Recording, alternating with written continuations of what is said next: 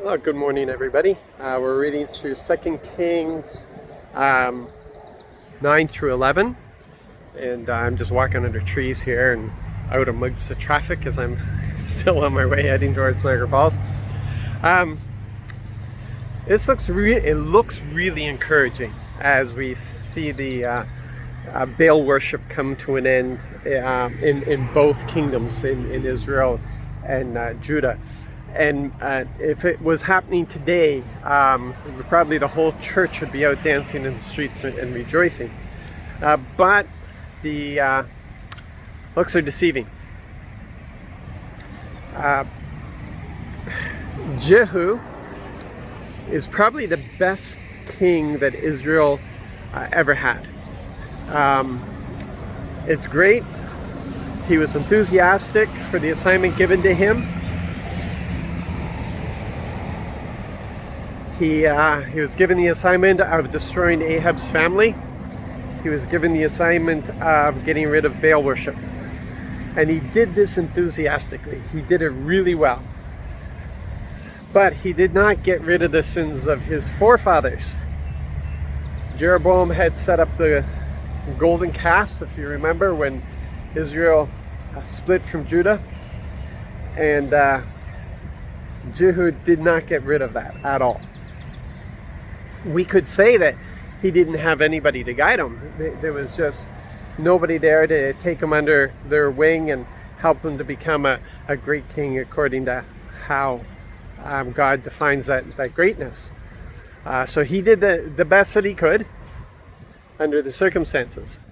Now when we look at the child king, the infant king in Judah, we see that he did better under the guidance of the priests. But we also see that when the priests died, things got really bad because he lost that guidance. And he wasn't he wasn't a child when that happened. And he was influenced by other leaders and such at that time, and they led him astray. But you would have thought that he would have known enough by that time, right? The problem is that they had gone so far now with Israel had gone so far, and Judah really had gone so far with the worship of idols and such, that this is now ingrained in their culture, and it's hard to turn that around. One leader, one good leader can be an influence, and the kingdom during his time will go in the right direction. But because our hearts were intent on the wrong stuff, when that influence of that leader is gone, then the heart goes back to what it was.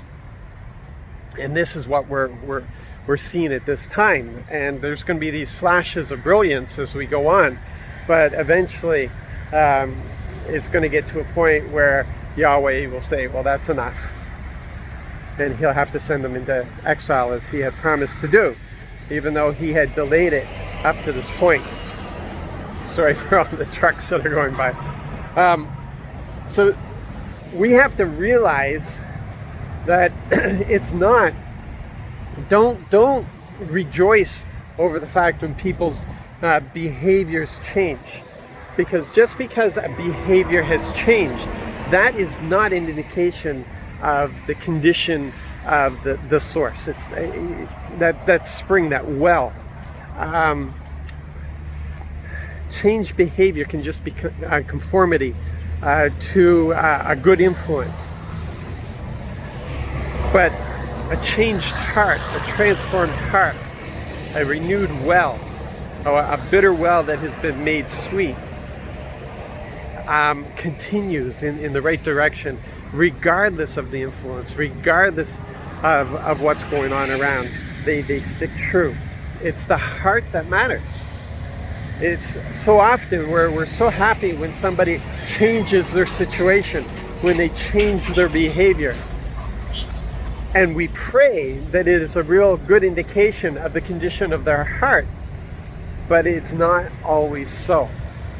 So it's the heart that we need to be concerned about. There can be a change in our society in its behavior, but it doesn't mean that the well has changed. It doesn't mean the source has changed. So that's what we need to be concerned about. So let's go after those hearts, shall we? You guys be blessed, be encouraged, have a great day. Love you all. Bye now.